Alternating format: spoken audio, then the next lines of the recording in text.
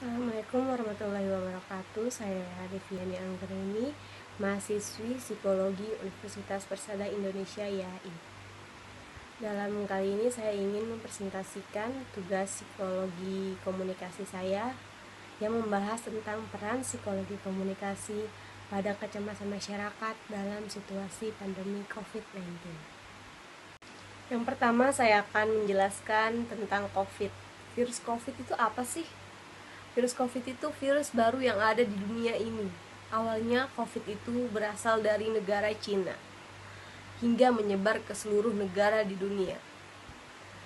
Awal mula COVID ada pada tahun 2019 di Cina, dan COVID masuk di Indonesia pada awal tahun 2020.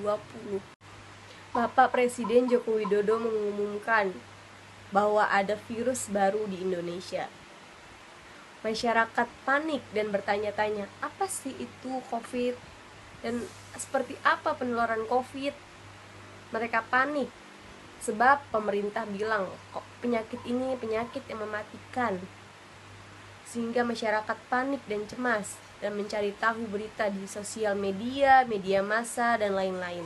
Masyarakat enggan untuk bersosialisasi di luar rumah. Pemerintah membuat peraturan, yaitu lockdown dan social distancing. Pemerintah juga membuat peraturan WFH, yaitu work from home, yang membuat karyawan dan seluruh pekerja lainnya bekerja di dalam rumah dan hanya melakukan aktivitas di rumah. Masyarakat pun panik dan cemas akan adanya virus ini. Masyarakat bingung, mereka harus bagaimana, lalu apa yang harus mereka lakukan. Masyarakat enggan untuk bersosialisasi dengan orang sekitar, sebab pemerintah bilang virus ini adalah virus yang mematikan. Banyaknya kecemasan dan kepanikan yang timbul dalam masyarakat. Yang pertama, saya akan menyebutkan contoh kecemasan yang ada dalam masyarakat, yaitu kecemasan GAD, yaitu General Anxiety Disorder. Gangguan kecemasan ini adalah gangguan berkepanjangan dan berkelanjutan terhadap situasi atau kejadian secara tidak spesifik. Pasien umumnya mengkhawatirkan gejala macam hal secara berlebihan yang meresap dengan respon yang berlebihan.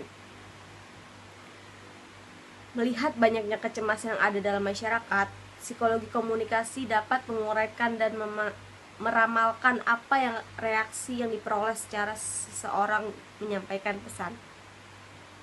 Maka oleh sebab itu perlu adanya campur tangan psikologi komunikasi dalam situasi pandemi COVID ini. Dalam penyampaian pesan di sosial media, berita, televisi, dan lain-lain, banyak masyarakat yang merespon negatif soal virus COVID ini. Pasalnya banyak berita hoax yang beredar di sosial media, berita, media massa, dan lain-lain. Oleh sebab itu, pemerintah perlu ada ikut berpartisipasi dengan psikologi komunikasi agar penyampaian pesan yang tepat sehingga masyarakat tidak memakan berita yang hoax. Fenomena ini terkait dengan teori belajar sosial dari Bandura, yaitu Bandura memandang perilaku individu tidak semata-mata refleks otomatis dan atas stimulus, melainkan juga akibat reaksi yang timbul sebagai hasil interaksi antara lingkungan dengan skema kognitif individu itu sendiri. Sebagian besar manusia belajar melalui pengamatan secara selektif dan melihat tingkah laku orang lain. Oleh sebab itu, masyarakat masih belajar mengenai virus ini dan berita yang ada di sosial media. Sekian presentasi dari saya, kurang lebihnya mohon maaf. Wabillahi taufiq wal hidayah. Assalamualaikum warahmatullahi wabarakatuh.